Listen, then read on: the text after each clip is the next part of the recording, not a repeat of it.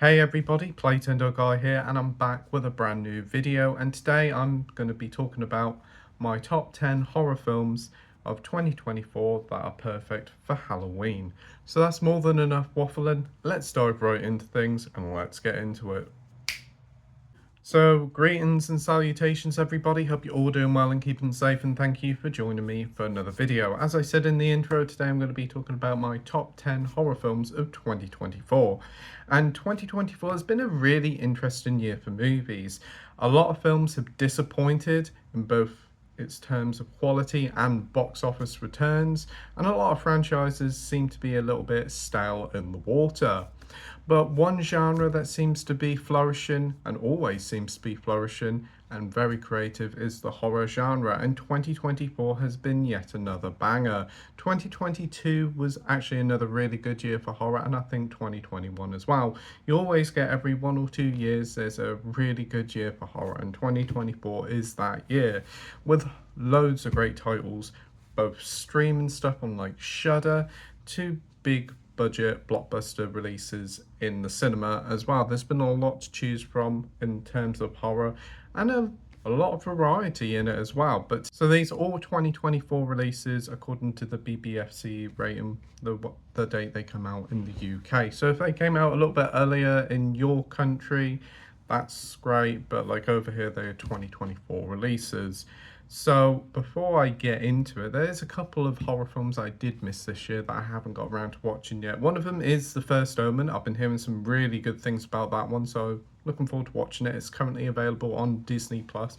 And there's also Immaculate, which also came out around at the same time as The First Omen, and they both looked very similar.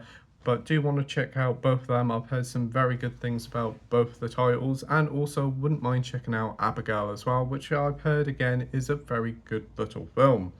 But on to the top 10, and so straight in at number 10 we have Maxine. Yes, the final entry in the Ty West X trilogy. I've been looking forward to this one for a very long time. I thought X and Pearl were both great films. I kind of preferred X more to Pearl, but I both think they're great films. And Maxine just seemed like the perfect film to make. It was going to be set in the 80s, going to be heavily giallo inspired.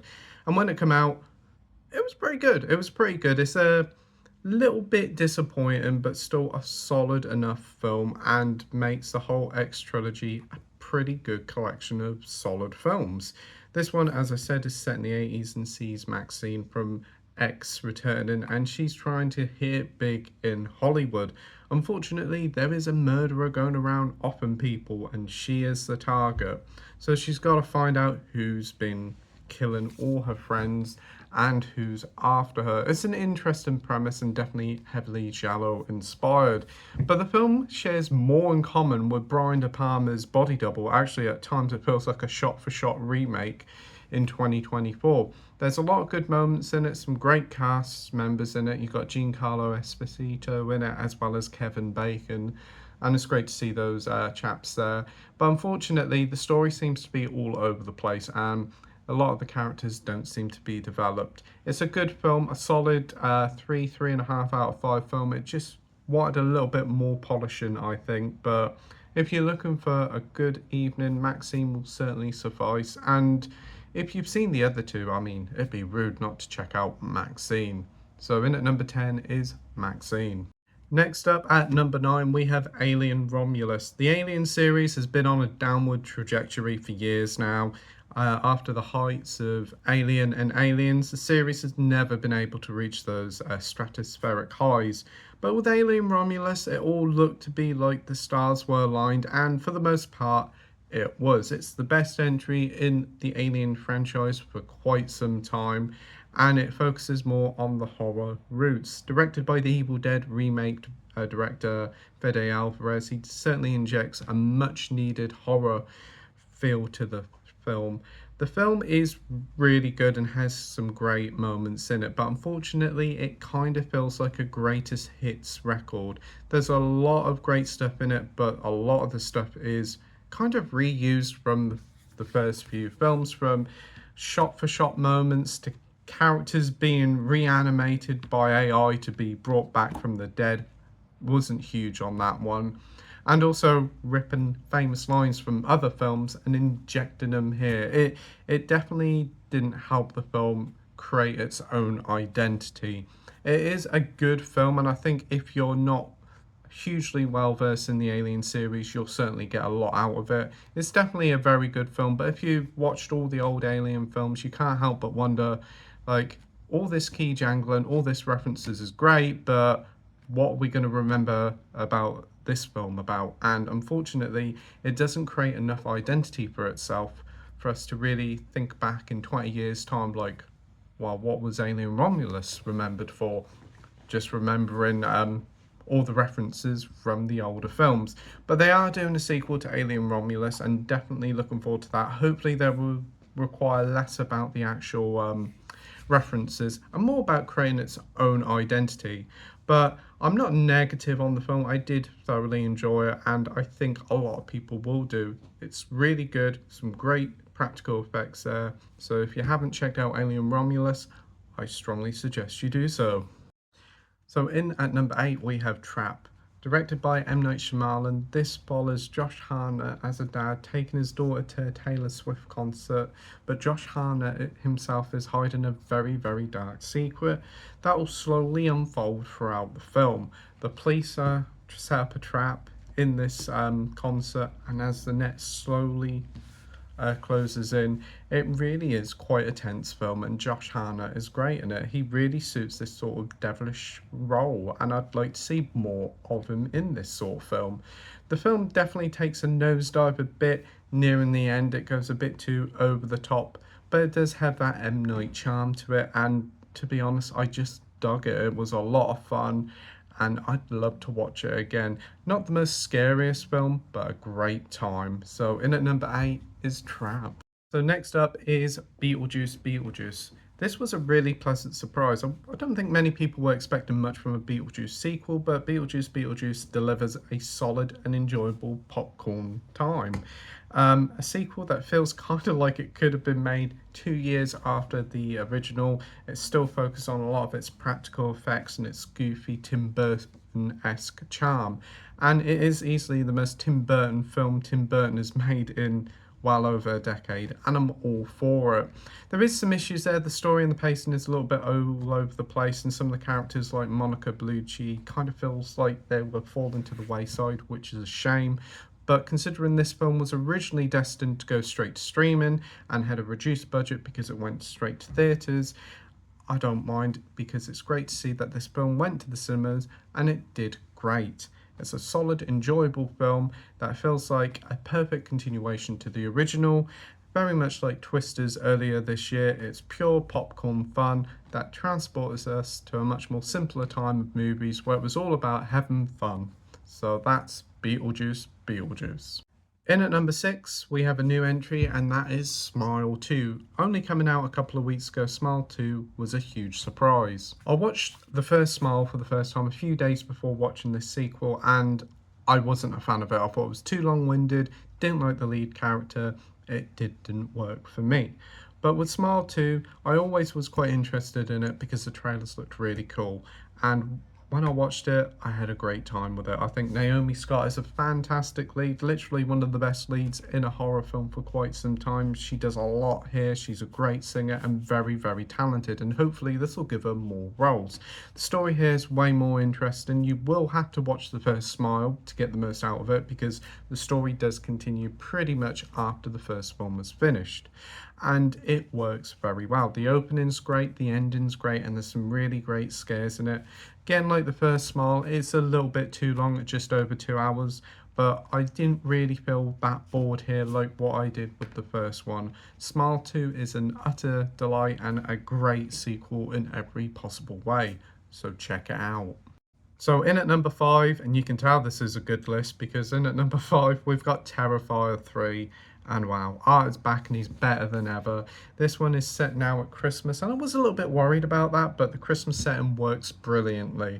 It allows for Art's personality to even flourish even more. Him dressing up as Father Christmas is just hilarious, and the joy on his face when he meets Father Christmas is wonderful. It's really charming.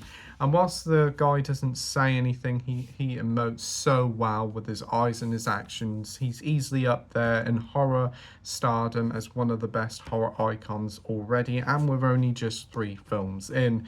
Terrifier 3 is definitely more the same, so if you're not a fan of its style of gore, this one isn't going to win you over, but this is easily the best of the 3 for me, with an insanely brilliant opening, some fantastic kills, and the best art has been. This is, for me, my favourite in the series. Yes, there is some issues here with the pacing, like the whole, when art isn't on the screen, it is kind of not as enjoyable. The whole family drama surrounding the film isn't as interesting. Well, it isn't going to be, but it was a little bit boring. So maybe if they had tightened it up by 10 minutes, it would have been a little bit better. But Terrifier 3 for me is the best in the series, and I cannot wait to see where the series goes now, because this was such a blast. I cannot wait to watch it again.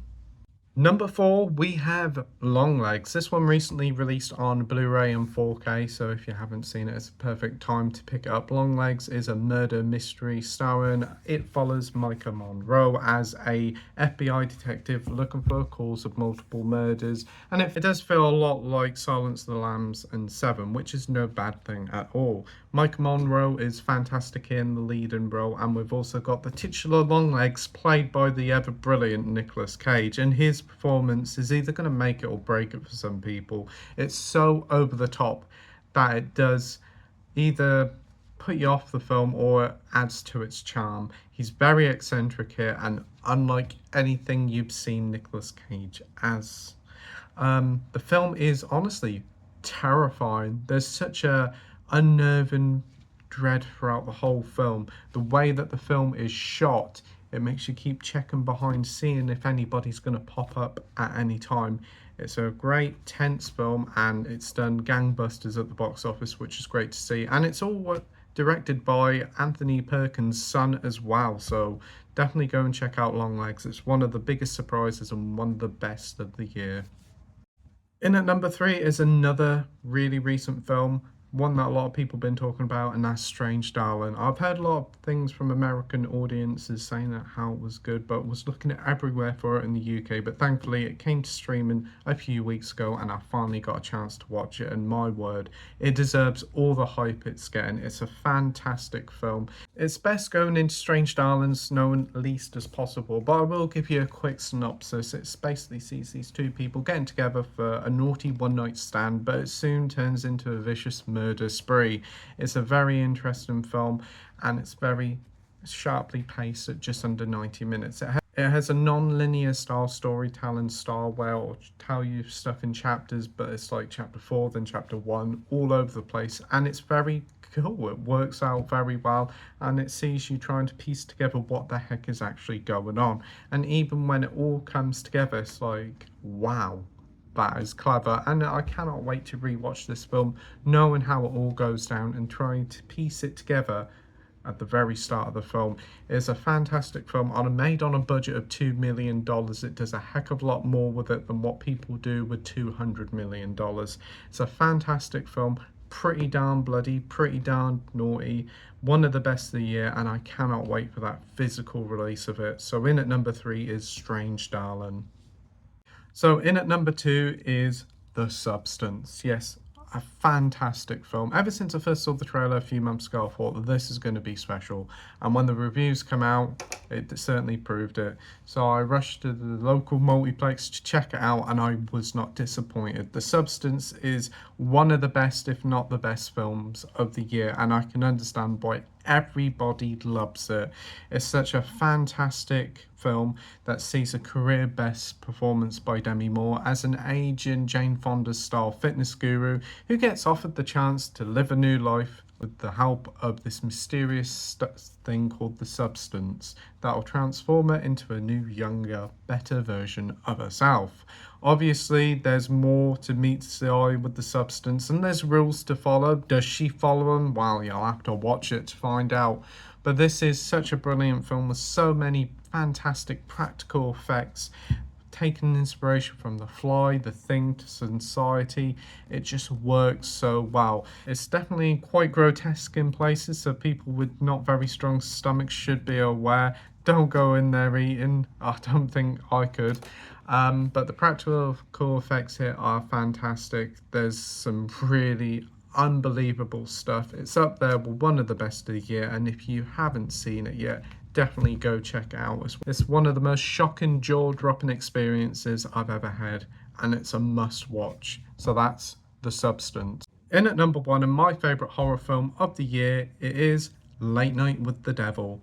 Originally released at the start of the year, March time, this was Shudder's first ever foray into theatrically releasing films, and wow, they certainly did it with a banger. Late Night with the Devil owes a lot to stuff like BBC's Ghostwatch and an anthology series, Inside Number 9. It feels like how found footage films should be done. It follows a failing TV host hoping to gain TV ratings glory again by hosting a live Halloween special that goes a little more out of hand. It starts off slowly creepy, but it ramps it up gradually over the 90 minutes to unfold into an absolutely over the top ending, and it works very well. I know some people took a bit of fault at the ending, but for me, I think it works just fine, and I loved it from the moment it started to the moment it's finished. It has a very good intro that slowly gathers you into the whole setting by giving you a really cool sort of information backdrop of our main character, voiced by Starship Troopers Michael Ironside. Late Night with the Devil does have a great amount of practical effects and a really lot of style, and I like the background scenes to like between the ad breaks where things are going awry, and you see how a lot of people's like tempers and attitudes are changing throughout the night. It does have a little bit of egregious CGI near the end, but it's nothing really to worry about. I know a lot of people were moaning about the use of AI for these little title cards that only pop up for a second or two. I know AI is definitely a heated topic, but honestly, this is an independent film. They were experimenting, and to mark the film down for using that seems a bit unfair. It's an indie film. If this was a big budget film, I'd be more like, well, you've got the budget, you can do it. But this is an indie film. Give them the benefit of the doubt. And it's also, this was made a couple of years before the AI controversy really started to kick off. But honestly, Late Night with the Devil is such a blast. It's recently come out on 4K and Blu-ray in the UK, and I picked up the limited edition second sight release, and I cannot wait to check it out again. It is Alan Partridge Goes to Hell. It is one of the best horror films of the past decade, and I love it. So that's my top 10 horror films of 2024. Some great films here and a few great ones that I haven't even talked about because unfortunately I never got around to watching them. But tell me all your top 10 horror films of the year in the comment section down below. Have you seen Abigail? Have you seen The First Omen? Tell me all in the comment section down below. And do you agree with my list or do you disagree? Let's have a great conversation in the comments section down below. Be great to chat to you. So anyway, that'll do it for today. Thank you ever so much for watching my video. I hope you enjoyed it. You stay safe, take care, and I'll see you all on the next video. Bye.